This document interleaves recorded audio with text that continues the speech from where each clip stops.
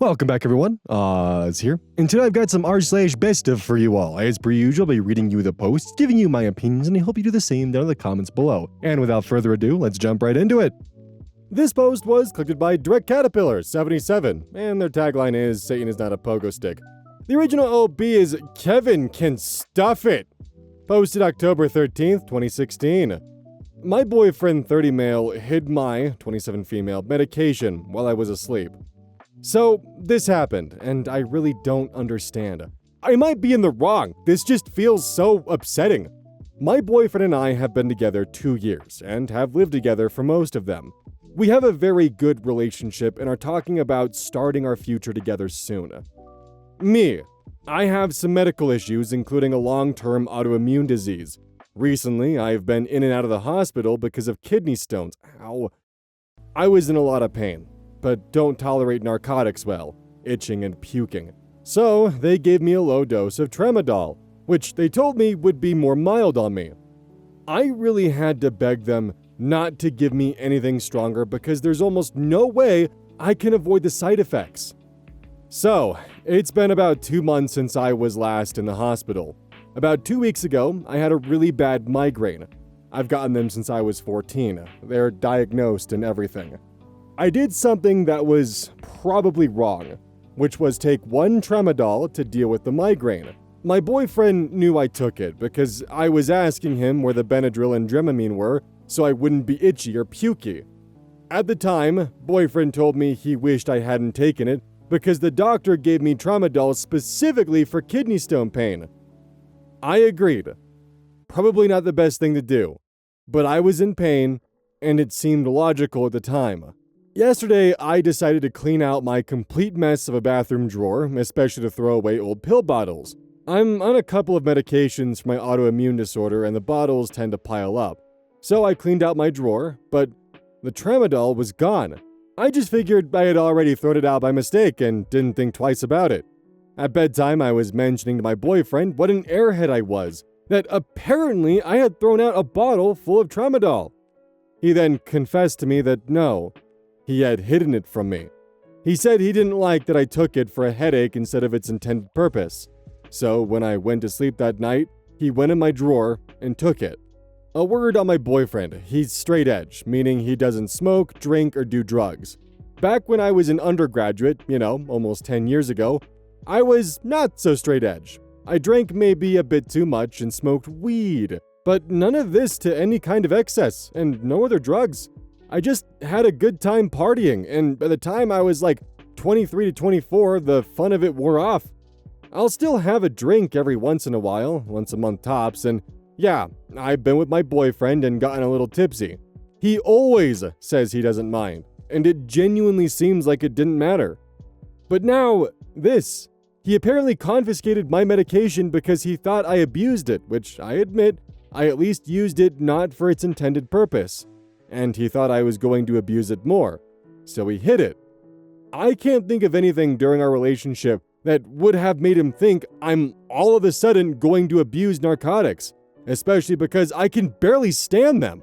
I'm really angry he would do something like this. In a sense, it's not like it matters because I don't need them, but in another sense, it feels paternalistic and gross. At the very least, he could have had a conversation with me instead of taking them when I fell asleep. Am I overreacting about this? Obviously, he had no intention to tell me. If I wouldn't have noticed they were gone, I doubt he would have said anything. And although I don't want to go down a slippery slope train of thought, what else does he feel he can police me about?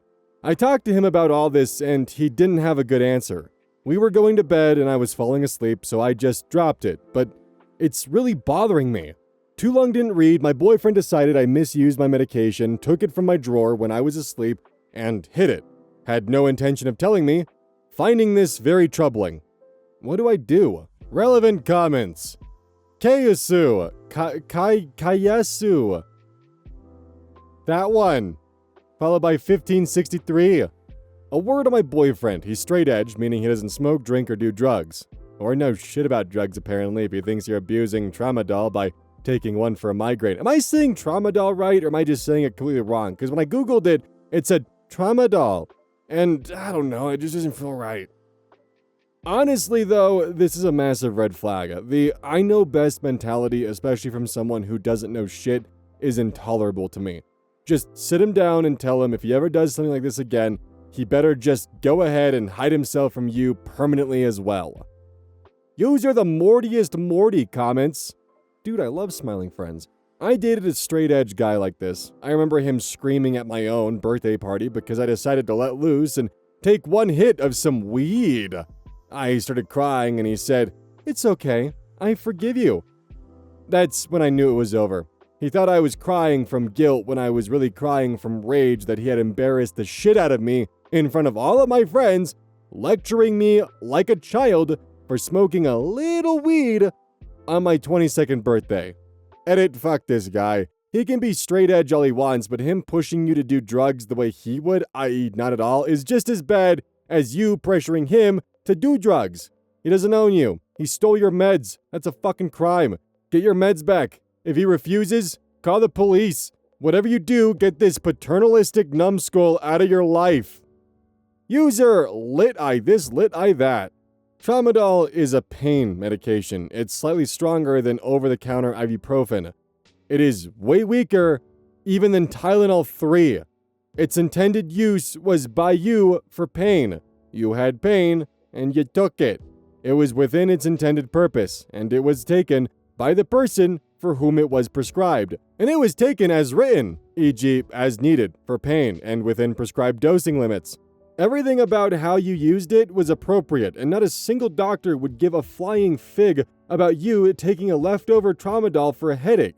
Your boyfriend, on the other hand, assumed he knows better than you how to manage your prescriptions. In fact, him hiding your prescription from you may in fact be illegal, because it is prescribed to you, not him, and you are an adult. He also is acting paternalistic towards you, not as if you're an equal partner, also an adult, and just as capable of making sound decisions.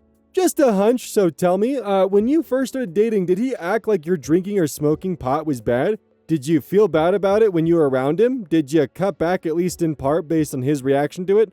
What does he act like now when you have that rare drink? Does he say anything or act differently? Or do you only do it when you're not around him because it's less complicated?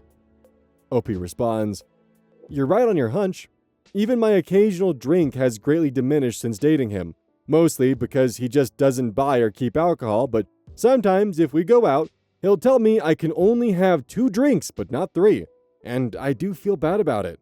He also told me that if we met in college, he wouldn't have liked me because of my partying, and there's no way we would have been friends." Update, October 15th, 2016, 2 days later. I really didn't think my post would garner so much attention. I guess what I learned from all your thoughtful comments was that I was right in thinking it was kind of a big deal, especially since my boyfriend doesn't know much about any kind of drug or medication from being straight edge. Also, I received some helpful discussion about migraines, so thank you for that.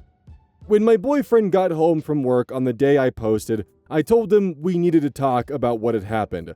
He maintained his position. He acknowledged he should have asked me first and apologized for hiding it.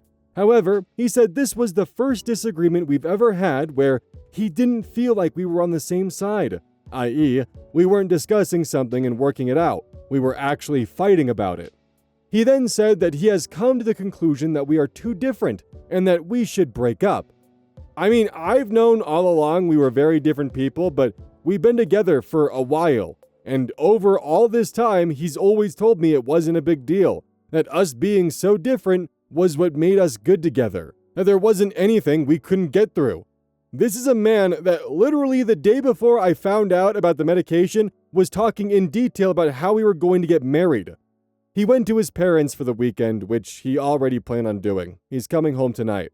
I've been home alone, boxing up my stuff in preparation to move out.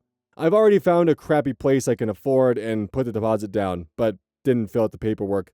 I told him if he's really 100% about us breaking up, then I'll go in on Monday and sign all of the forms and be out of the house by next Saturday. It's definitely me who has to leave because he can afford to live in our house by himself, but I certainly can't. Also, I'm not on the lease, but that might turn out to be a good thing. He said he's only 60% sure that he wants us to break up, but he doesn't see any other option. I know what you guys are all going to say. Good riddance, he was controlling, you'll be better off. But I'm really devastated. I'm not one of those people who ever thought they would, 1, live with another person, 2, get so close to another person, and 3, even talk about getting married or having kids. Because of my past trauma. I just assumed that I would go through life without another person. I was becoming okay with that, but then I met this guy, fell in love, and a lot changed. He really worked at getting me to trust him and to talk about the future, and dream that there could be a future. Even though there have been incidents like this, for the most part, it's been a happy relationship. And now, I have to just up and move. We're going to have to be no contact, at least for me. You can't get that close to someone and then still be in contact after you break up. Essentially, I'm leaving his life permanently. I'm stunned that this has been the outcome of this episode. I've spent the 2 days he's been gone just in bed, sleeping or crying. Every time I try to pack up some stuff, it's excruciating. I don't know how I'm going to make it through this. And to make matters worse, my beloved grandma is in the hospital and her priest is giving last rites. I'm a wreck. Too long didn't read, discussed the incident with my boyfriend. He didn't think it was as big of a deal as I did. Said we should break up. I have to vacate our house ASAP. Don't know how I'm gonna make it through. So, OP has been diagnosed with chronic migraines as part of their pain. They also have chronic kidney stones and an autoimmune disorder, so their body's already wreaking hell on itself. And they took a medication they were prescribed for pain that they've been diagnosed with, and they also needed the medication. It may not be the exact 100% way the doctor told her to take it or what to take it for, but I don't think the doctor would be upset with her for taking it for a migraine that she's been previously diagnosed with. The boyfriend is being controlling and has never been diagnosed medication before and is just making hella assumptions that taking a medication for its intended use case, pain, means that you're abusing it because it wasn't taken for the exact kind of pain that you were prescribed for, so therefore she's re-entering the party scene, their lifestyles are different, and they need to break up.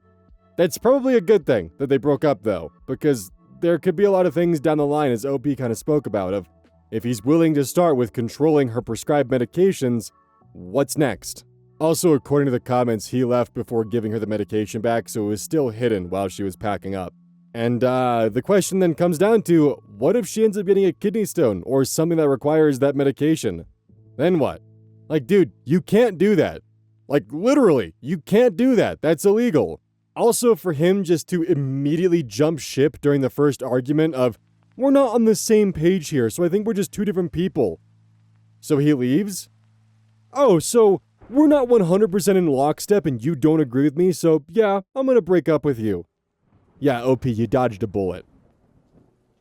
This post was collected by Anonymatron42, and their tagline is, my cat is done with kids. The original OP is Spirited Shelter 4655, posted to r/am I the asshole. Originally posted Friday, October 7th. That's not at all what that says. That says August 7th, 2026. Am I the asshole for buying a hot tub after my brother's friend's parents kept refusing to allow him or anyone else in their pool that my brother helped buy? My brother Pete, 14, and his friends Cody and Jay, both 14, got the idea in the middle of June to buy a pool for the rough summer we usually have because the local community pool is being shut down. When Pete or his friends couldn't convince anyone to buy it for them, they got motivated to work for it. Pete mowed lawns and did other yard work around the county, and the other two did their own work, and after a few weeks, they pooled their money together and were able to buy a cheap above-ground pool. Me and Cody and Jay's parents were really impressed and thought they deserved it after working for it. We all agreed to set the pool up in Cody's backyard because their backyard is the biggest. They filled it up and did all the work for it, and the first weekend it was available, Pete and his friends all hung out in the pool. The problem is, that was the only time Peter or Jay has been in the pool. Cody, apparently, is allowed to go in whenever, but nobody else. His parents have been asked multiple times, and they're always shot down. One time Pete ended up sneaking into the pool while I was at work, and when Cody's dad found him out there, he came out and yelled at him. Cody was in the water too, according to Pete. He and Jay were obviously confused, so when I went to talk with Cody's parents about Pete sneaking into the pool, I asked why they weren't allowed in at all. Cody's dad kept harping on the fact that Pete went in without permission, which I understand, but what I don't understand is why whenever they are asked to come over and swim, they're never allowed to. They both explained it's a liability reason, meaning if anything were to happen to anyone in their pool, like if someone drowned, they don't want to be responsible, and it's easier to just not allow anyone but their son in the water. But these are teenagers, not toddlers, and they all know how to swim. At the end of the conversation, Cody's dad was like, "The pool is on my property and we use our water to fill it up, so we decide what to do with it." I raised my voice a little bit by reminding them that they didn't buy that pool. It belongs to their son, my brother, and Jay. I understand that it's on their property, but it's unfair to gatekeep it from the people who helped to buy it. They wouldn't answer that and threatened that Pete wouldn't be allowed at their house at all if they were asked again, which Pete would hate to hear since he loves their house, so I left it at that. Pete was pissed, to say the least, and loved to rant at anyone who listened while gaming with his friends about the situation. He asked if they could really do that, and we should call the cops. But I told him let's not go that far yet, even though I agreed those people basically stole from him, but he and Cody have been friends for nearly 10 years, and they do everything together. So I'd hate to see them be separated over something petty like this. So I came up with another idea, and I went shopping online and found an inflatable hot tub for about the same amount of money they spent on the pool. It might have been just as petty, and I dipped a bit into my savings. But I bought it. Could I have bought the pool myself? Maybe, but at the time, Pete wanted it bad and I got other things to worry about. And he's learning to work for what he wants. And a hot tub's good for my back. Pete's been in the hot tub nearly every day since it's been set up. His friends are welcome inside it too. My only rule is they gotta shower at their own houses before or after they get in. It's big enough for like 5 people. Jay and Cody have been over a lot to go into the hot tub, and their parents have noticed. Jay's dad is totally okay with it and thinks that what Cody's parents are doing is bullshit too. But he agrees that they still got their reward for all their work with the hot tub. Cody's parents, on the other hand, aren't too happy. Cody told me himself that he prefers to be in the hot tub with his friends rather than swimming alone in his pool, and his parents don't understand that. I haven't spoken to them directly about this, but Cody has heard rants from his mom about how everyone thinks there's some kind of child-hating monsters for not allowing anyone in their pool that they didn't buy. It hasn't helped that Pete still loves to rant about it too, and he knows a lot of neighborhood kids who also come to dip in the hot tub. I do see Cody's mom at the store sometimes, but she doesn't make eye contact with me anymore. I know it was petty, but am I the asshole? Edit, note on the same post, holy shit, this blew up a lot more than I thought. Thank you all for your input. I wanted to clear up some things in an edit. I'm a 30-year-old man. Cody's parents are pretty wealthy. I don't think the water bill or anything they're paying for with that pool is going to break them. Yes, I know Pete is owed his money back for the pool, but we're on thin ice as is with Cody's parents, and I'd hate to make things even worse. He hasn't really asked about getting his money back. All he really wanted was to use the pool. No, small claims court is out of the picture right now. It'd be a waste of everyone's time and money. And to be honest, the only people who aren't satisfied with this outcome are Cody's parents. And I'm not going to vandalize the pool. Top comments. Empty the pool and put it in someone else's yard. Comment. Cody's parents should reimburse Pete and Jay and or the pool moved to your house. Generally, OP was labeled, not the asshole. The fuck you mean generally? Some people are just being pedantic with you're the assholes, and others are saying everyone sucks here, mostly focusing on Pete. Which is weird because everyone sucks here includes OP for buying the hot tub, just so that way the kids could have something to swim in. My favorite comment though, which unfortunately I refreshed it and can't find it, basically said, you should go to the dollar store and buy $100 worth of instant mashed potatoes. What a brilliant idea. Update. August 17th, 2026, 10 days later. So the overall response I got to the last post was very unexpected and I appreciate everyone's input. This has been a weird situation for everyone involved. I wanted to clarify something about the pool first. It's not inflatable. It's one of those frame pools that you set up and then fill up. I'd say it's around 15 feet round, at least big enough to fit 3 teenagers and 2 adults all at once. And like I said before, The only reason we set it up in Cody's parents' backyard is that my backyard isn't that big, so the pool would be crossing at our neighbor's yard. Jay and his dad live in a townhouse, and Cody's family lives in a big house with at least 2 acres of open land around them. Obviously, they have the most room. I couldn't believe the number of people who suggested draining the pool or slicing the pool open. I get the idea, but that thing cost the boys like over $400 altogether. Since I last posted, Pete and his friends have still hung out in the hot tub. Also, because people were curious, it wasn't on most of the time, so they still cooled off. They like to leave it off and then turn it on when they got too cold. The ironic thing is it's been raining this past week, so neither the pool or the hot tub has been used much. Both the effects of Poolgate are still in effect, as Pete and Jay were talking about how they could use it without having to deal with Cody's parents, who still never let them near it. The one thing nobody has done yet is call the police, because what's the point? There was no contract signed, the boys paid in cash, and we all mutually agreed to set it up in Cody's backyard. So legally, they're all clear to do what they want with it, especially because they used their water to fill it up. Ethically, they're assholes, but legally, the police can't do anything if they claim they bought it, and we have no real proof that it's mutually owned. Jay's dad, who was angrier than I thought he was, actually ended up making several posts on Nextdoor and Facebook, basically outing Cody's parents for stealing the pool.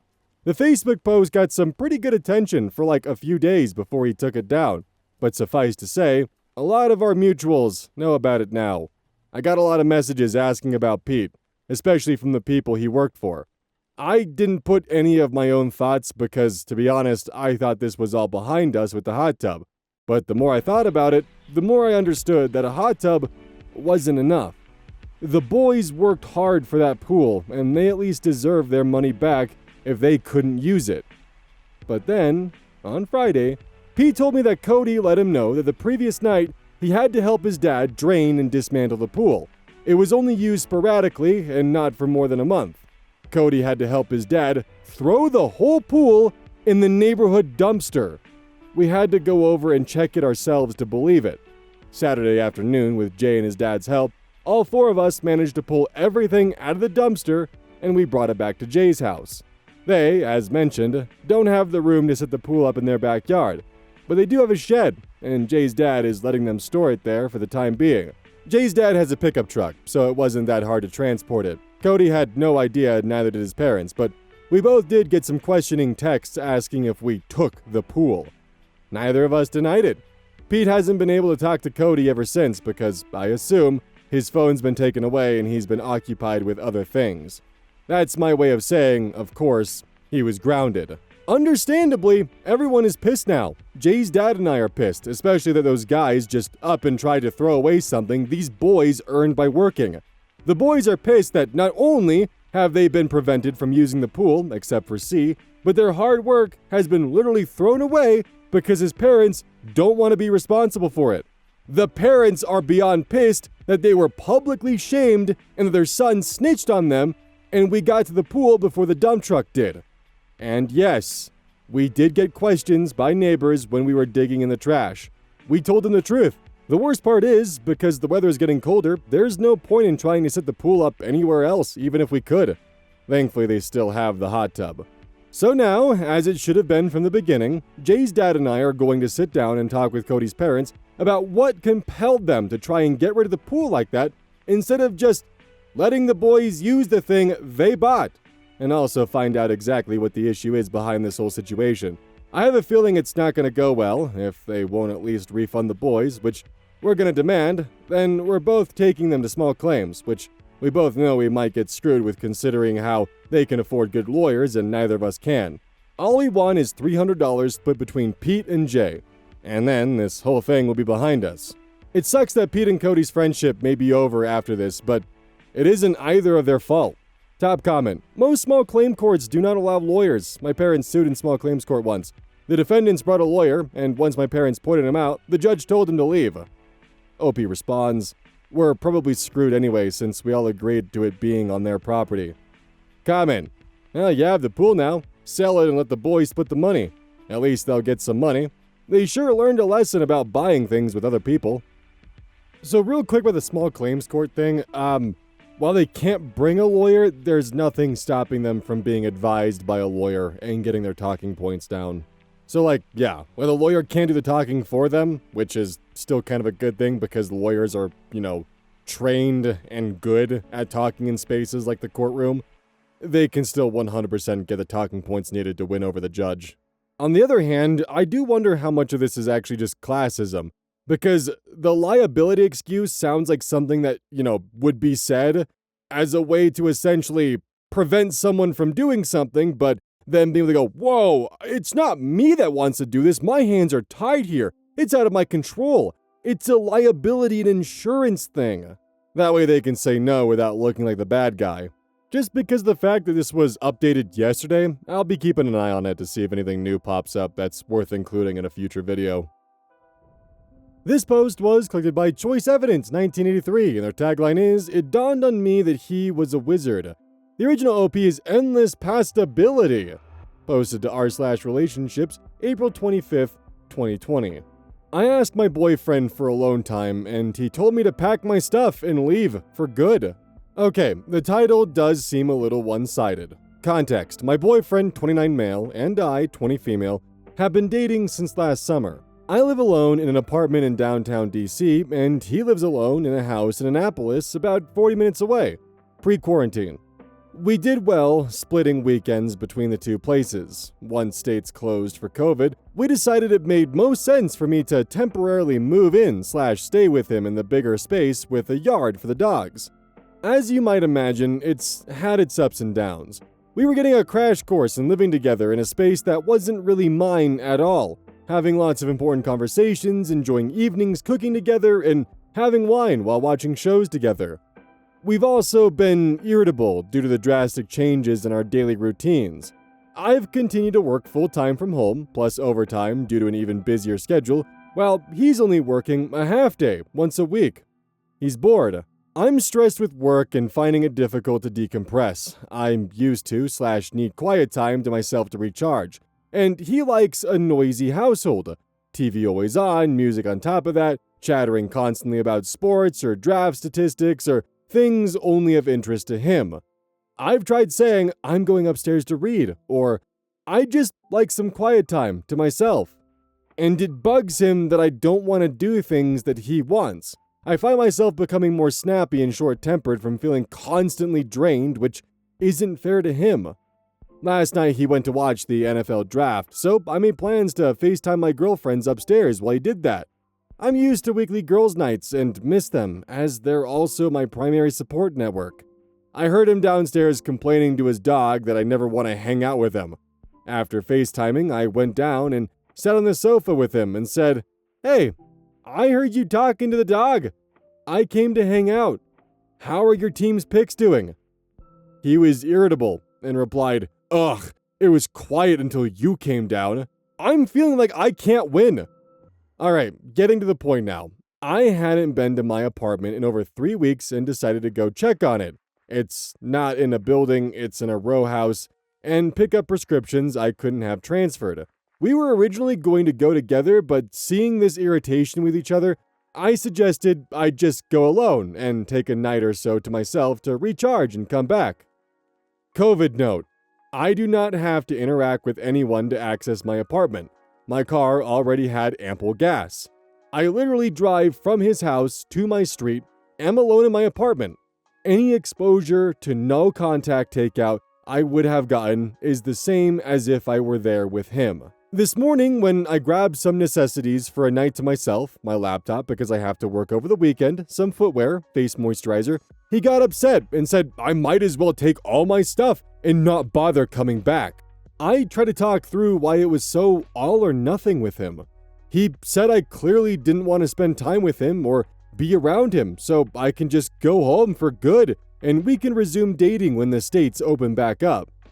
He actually bagged up the remainder of my stuff and took it out to my car for me.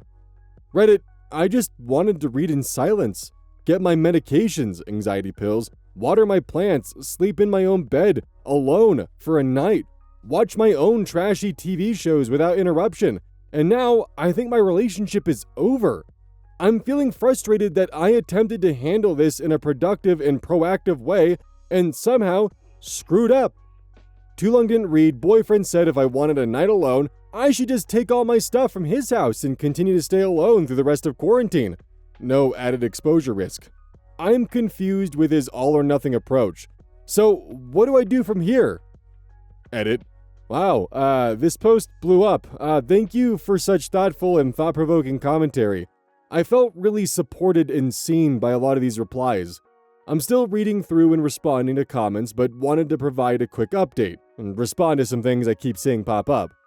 I am home in my own apartment alone. He has not contacted me. I spent yesterday drinking wine, cooking, listening to music softly, FaceTiming girlfriends, caring for my plants, and reading a good book, and checking Reddit, of course.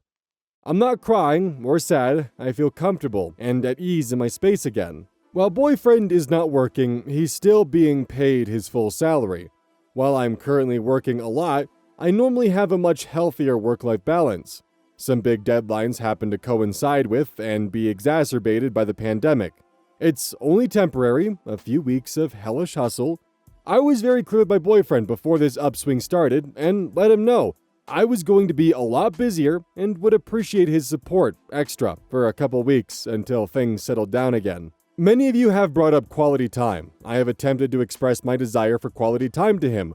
Things as blunt as, let's hang out together tonight. What should we do? Or, we've been sort of coexisting. Let's plan to do something together, more like quality time.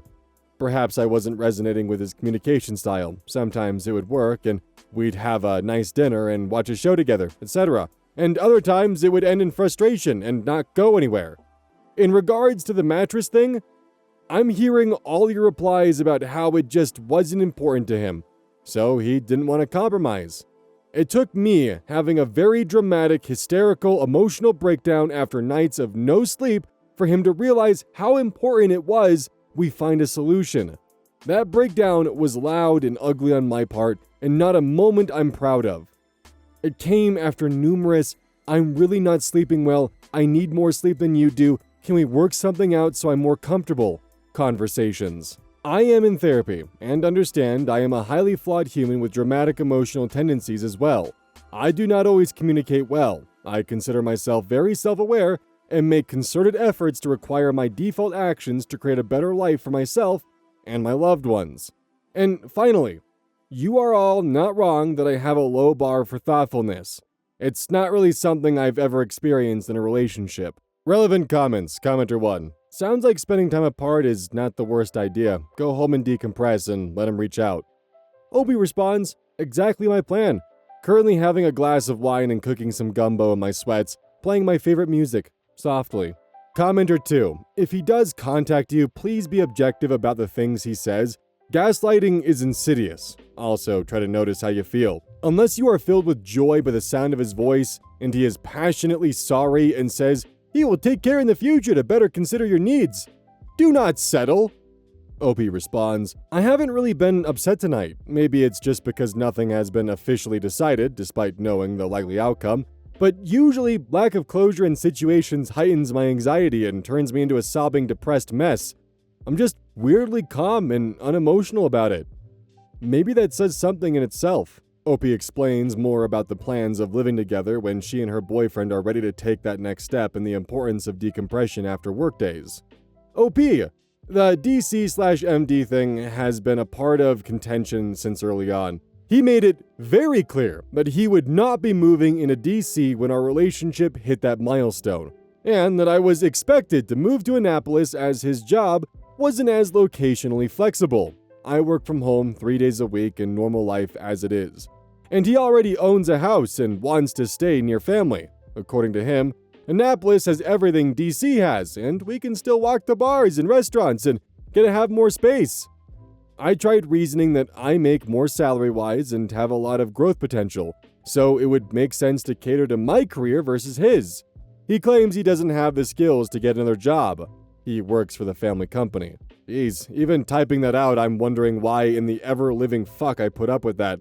I've had past boyfriends expect their jobs to come before mine, but they were making over twice my already comfy salary, so while it was annoying and patriarchal, it at least monetarily made sense in those instances.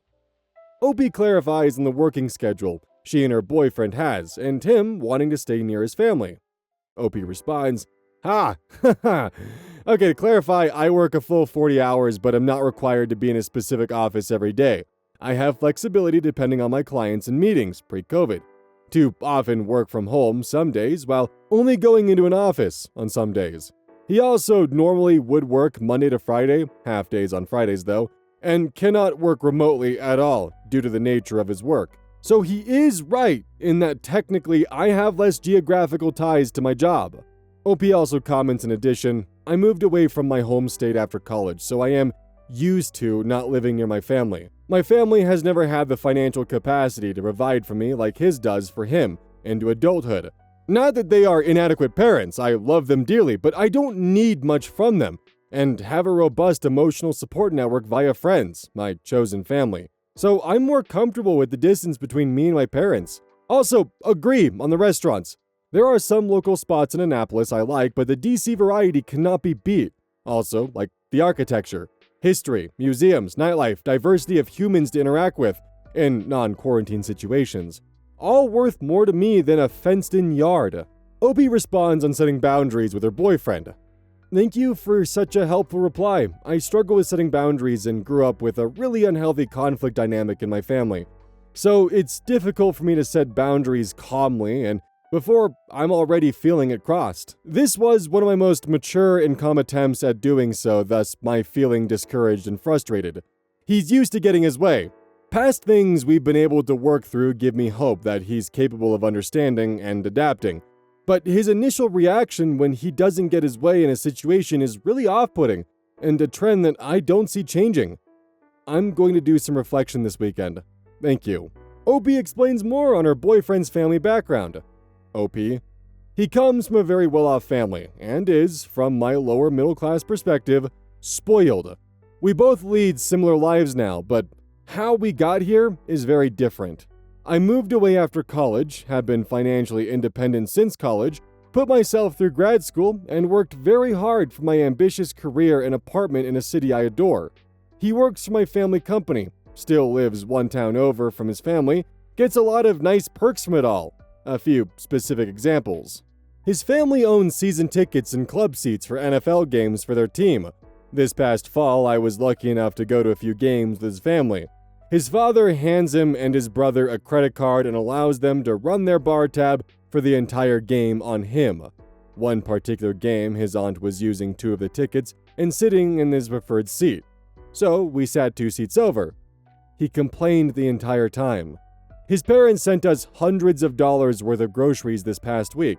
He complained for over an hour and even called his mom about it that ground beef wasn't included, despite us having every other meat legally butcherable in the US in the freezer. He has an extra firm mattress on his bed. I hate it, even if he doesn't love it. I couldn't sleep for weeks and resorted to sleeping alone in the guest room. He was upset that I wouldn't sleep with him, despite my saying I couldn't sleep on his mattress and asking if we could get a topper or somehow make an adjustment. He eventually agreed to split the cost of a topper with me, but it took 2 weeks to get to this seemingly simple resolution. He's not always selfish. He can be incredibly thoughtful and generous, a few examples of that, giving me one of his 2-bedroom closets, making me a work-from-home space in the basement, bringing me coffee in bed some mornings, not sleeping with a TV on anymore because I can't, giving me an entire bedroom in his house to use on my own so we don't have to share. But it's a toss-up which side of him I'm dealing with in any given instance. Edited to include that I really like his family, and him being so close to them was one of the things I initially liked about him. I feel like I may seem bitter towards his family in the post. Commenter 3. Let's be serious though. If you had to objectively quantify the benefit that he brings to your life, what side would he sit on in that ledger? Has your living standard increased, or are you more anxious, getting poorer sleep, eating worse, having less time to exercise, or living in an environment that's less comfortable or fit for socializing? Do you experience more pleasure or relaxation, or don't you? Is the sex good, or is it just not terrible? Is his conversation enriching and challenging and compassionate, or is it slightly more intimate small talk? Are you materially better off? with him, or are you scraping neutral, or worse, losing out? Be objective. Actually look at what you can do alone versus what you can do with him. Bad relationships aren't just the abusive ones. More often than not, they're just wheel-spinning inertia with a dude who's not objectively a bad person, but who contributes no value to your life at a huge cost to your time, efforts, emotional labor, money, or opportunity cost of doing the things or people you'd rather be doing. Opie responds, such a valid point. I have loved the life I built for myself. When we first started dating, I told him as much, that I was not looking for someone to complete my life, that I very much had a fulfilling life I have built for myself, and if someone was going to be my partner in it, it would be because they add even more to it. And honestly, taking a brief, objective glance, some aspects of my life are better with him, but some parts are just more frustrating. I spend more money, I drink more on weeknights, my sex life isn't much different with or without him, which I suppose should say a lot in that single sentence. But some part of me fears that I have become too adjusted to my single life my way, and that I am doomed to live and die alone if I can't bend enough to fit someone else in. That worry, that nothing is perfect, and maybe I'm just not trying hard enough. I'm in therapy to discuss this more in depth. How does OP's boyfriend behave when he stayed at her place? OP responds, he respects my space and my preferences for it. He does often make jokes that complain about inconveniences. For example, that I don't have cable, so we can't watch the news, or that my bedroom has much less natural light than his, so he always oversleeps. My apartment is considerably smaller than his house, and so I keep it incredibly neat, because it can feel cluttered quickly, so he's good about containing his stuff, knowing I don't like it strewn around. I've given him as much space in it as it is physically possible. Close space for some clothes, bathroom storage for basic toiletries. Comment 4. You go home, work from home, and in a day or so contact him and have a calm conversation. You figure out if you guys can work it out or not. You've also discovered that living together, at least for the foreseeable future, is not going to be conducive to your relationship. He seems clingy, to be honest. I couldn't live with someone like that, where you can't even have an hour to yourself without them demanding your attention. Opie responds, yes, that's my hope. I was not ready to move in and was very, politely, clear about that early in our relationship. I've lived with an ex before and it ended miserably, and I had to rebuild my entire life. I didn't want that stress on this relationship, and so he knew living together was only an option after engagement, but that I wasn't expecting or asking for that anytime soon and was willing to move at his pace on that if he respected my cohabitation boundary. We both knew temporary living together because of COVID would be vastly different from eventually actually living together in a space that was equally ours, where we also had our own lives in addition to each other. If he was hoping to fast-track living together because of the COVID situation and was disappointed that it didn't, this tantrum has only reinforced my no cohabitation until engagement boundary. How did OP make her decision on not living with a significant other until the engagement? OP responds, I attribute it to a couple of things. 1. Moved in with an ex a few years ago without that commitment. I was all in. I changed my location, career, etc., and reworked my life to make it happen. It ended up being an abusive relationship, and I stayed far longer than I should have because I felt trapped in the life I'd built with him. It took me 2 years to rebuild my life again. I can be a fast and furious person in the dating world. I've considered moving in with men much sooner, and looking back, was glad I didn't, as it didn't end up lasting. All that being said, I'm willing to put in the work and effort to dig deep before engagement to figure out compatibility. I suppose there are situations where I would be flexible to exactly when, but in this situation with the current boyfriend, I'm not. The amount I'd be compromising doesn't make sense without the lifelong commitment locked in. Sort of the idea of once we're committed in marriage, we'll have to resolve the squabbles because there isn't just some other apartment I can slink off to. I do think it's important to travel with and spend extended time with significant others though. I completely understand where you're coming from wanting to vet the living situation thing first. Is OP's boyfriend in therapy? OP responds, he is not. He supports my being in therapy, but doesn't think it's for him. Commenter, he sounds pretty trash to be honest. Does he make any attempt to do things you enjoy, or is it always stuff he likes?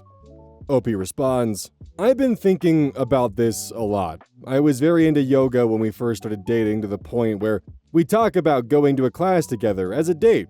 It didn't happen. Despite a few opportunities, he was never up for it due to feeling uncomfortable/unfamiliar with it. My practice fell off, but I've been doing more at-home practice during quarantine. He finally agreed to try 20 minutes with me and seemed to enjoy it. He also once agreed to go on a short hike with me and seemed to enjoy it/had mentioned after that he'd do it again. The opportunity just never really came up again. We both share a love of food, and going out to eat and try new places was a common date for us pre-quarantine. I love cooking, and he's used quarantine as a chance to reconnect with his skills and practice a bit more. We will cook together often. I have a feeling these are small potatoes though, and based off of other comments of my low bar for thoughtfulness, this probably doesn't amount to showing much interest in things I like, that he doesn't already have some sort of stake in.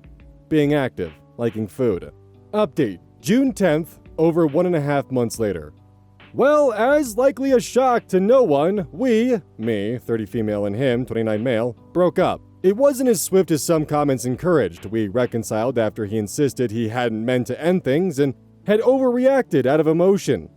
We gave it another shot, living in our own places again for a few weeks. Things went well enough, but unresolved trust issues became exacerbated as I was not in his physical proximity as often, and he felt insecure about the distance between us. Ultimately, a few weeks after reconciling, we ended up in another argument after dinner one night. There was once again a very disproportionate reaction to a situation that should have been more calmly communicated about, and I realized if we reconciled again, I'd be in the same position a few weeks later. It had become an exhausting cycle. We aren't in contact this time. He found the original thread I posted and was understandably hurt by what I wrote, and for not sticking up for him. I'm sad, mourning, ending the relationship, and feeling bad for hurting someone I cared about. Frustrated that it was so messy, that it didn't work out, etc. Just taking things a day at a time and trusting that I made the right choice, which is hard when there's no answer key for life to check against. Send your most encouraging and hope-restoring love after 30 stories. Too long didn't read, we tried again, and then broke up. Relevant comments. Commenter 1. I'm sorry you're sad now, but I can assure you it will pass. You've made the right decision, and it doesn't mean that either of you are bad people. Just not compatible. As for the 30s, it's actually super weird, but all of my closest female friends, including my sister, found their amazing partners in their early 30s. After struggling with douchebags and people who are not the best for them/cheating fiancés in their 20s, I think it's something to do with finding your own comfort zone, accepting yourself finally, communicating your needs and boundaries, and in general, less fucks given about other people and their opinions. I wish you luck, and honestly, I've no doubt you'll find a great partner, as just I've said. 30s is where it's at. Commenter 2. Any self-aware, self-respecting woman with a good heart will learn from bad relationships and quickly spot bad partners afterward. They will also be better at finding the good ones, and if they're good ladies, the attraction will follow. It's almost as if life experience makes you wiser. Winky face emoji. Commenter 3. I understand your sentiment, but please be more careful with your words in the future. To be a victim of abuse, be it emotional, physical, and/or any other type of abuse, is something that can happen to any self-respecting, educated adult individual with a good heart. That's actually the malicious part of abuse. You cannot realize it until you're in the thick of it. And by then, the damage is already done. It's something extremely hard to understand if you're lucky enough to have no experience with abuse. I said the same things you said because, at the time, I was completely blind to the fact I was actually in an abusive relationship myself. I'm still undergoing intense therapy to heal from that 2 years later. I was so used to being abused, almost all of my partners of choice were actually abusive. I just literally didn't know any better, despite my educational level. Opie responds, excellent point. I have a history with abusive, physically and emotionally, relationships, and in both instances, it took time and distance and a lot of therapy and reflection to understand. Commenter 4. Don't be discouraged. It's possible to find love at any age. All of that, if I'm not married by the time I'm in my 30s, I'll be an old maid. Shit is tired. Now is the time to fall in love with yourself. I truly believe if you focus on loving you first, a healthy romantic relationship will follow when you're ready. Opie responds, "Thank you. I feel like on many levels, 2020 has completely torn apart my universe and said, look at yourself. Look at all your emotional guts and preconceptions and notions and dig through it all and really look at what you've been carrying around your whole life, thinking it was important. And now I have an opportunity to pick up what is actually important. About myself, about how I spend my time, who I spend it with, and how I interact with and stand up for others in the world. And move forward. Here is to wading through that mess." Commenter 5. He found the thread, read the comments, and his takeaway was that he was mad you didn't fall on the sword for him? I don't think you're really missing out on much. Opie responds, "Wait, it gets better. He found this thread and commented in his defense, and then deleted them and his entire account. Is not even Reddit anonymity sacred anymore?" Commenter 6. I mean, if my family gave me a job I barely had to show up for, and a house and season NFL tickets, I wouldn't want to quit and move to DC either. Damn. Opie responds, you have a point. He did have a pretty sweet setup. I was also offered a similar family job by my own father. Our families happen to have companies in similar fields in different states, but have continually turned it down to pursue my own thing. Sometimes I wonder what my life might be like if I'd chosen that path. Mostly, although I love my father, I could not work for him and stay sane. So I did admire my ex's wonderful relationship with his. Downvoted commenter. Where you screwed up in all this is not accepting the fact that he broke up with you. I went back and read the first post. He kicked you out. You two were done. Why did anything continue after that? Let people dump you, seriously.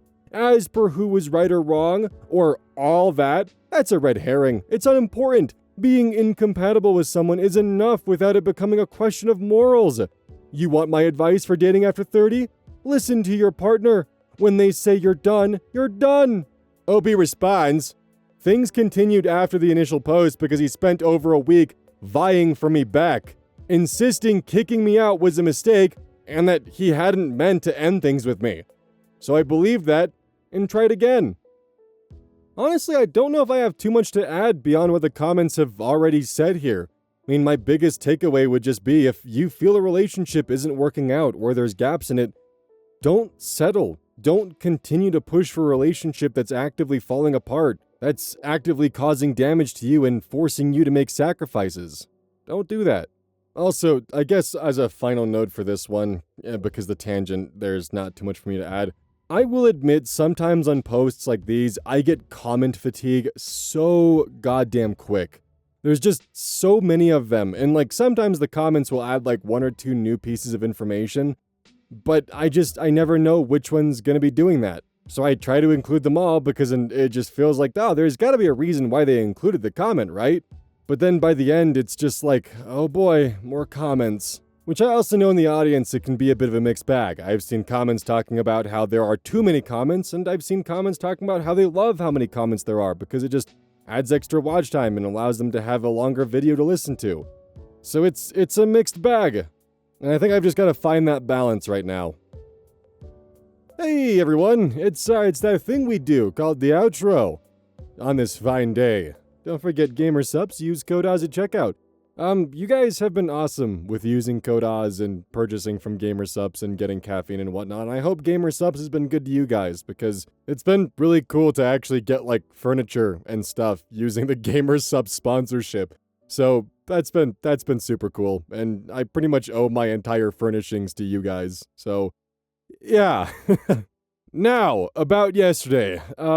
There's a reason why I was up for 30 hours, and long story short, without getting too into the details and weeds of it, I'm not used to having things be stable in my life, and this is kind of the first time in a while that things have actually been like truly stable and calmed down. I mean, I spent pretty much from 2020 to 2025 just dealing with constant stress that was consuming my day-to-day life and things that were out of my control and required me just to wait and weighing me down, and that's not really here anymore. But the problem is that by living in that kind of headspace for years on end, that was 20% of my life that I spent in constant stress. That has done a lot of damage to me, and the problem is that sometimes my body, it just reactivates that like stress, and I can't go to sleep. And I end up being up for hours upon hours on end, waiting for some kind of shoe to drop, because when things are going good, well, you know, the bad stuff has to be around the corner. I know some of you were worrying, and I know some of you also joked with the fact that I talked about being awake for 30 hours, then immediately did a sponsorship for Gamer Sups, or partnership, or whatever the technical definition would be for that. It wasn't caffeine, as humorous as it was. I moderate that with pretty close attention. But yeah, I did get a good amount of sleep, got about 7 hours, and woke up and right back to it. And I'm kind of worried I'm right back in this stage again, because I can just feel it in my bones. So yeah, I know that's kind of a lot to just kind of like throw your guys' direction. It's not the usual fun outro where I'm ranting about the color green, but I thought maybe just kind of explaining what was going on yesterday and letting you guys know I appreciated the well wishes I saw in the comments. Stress sucks, guys.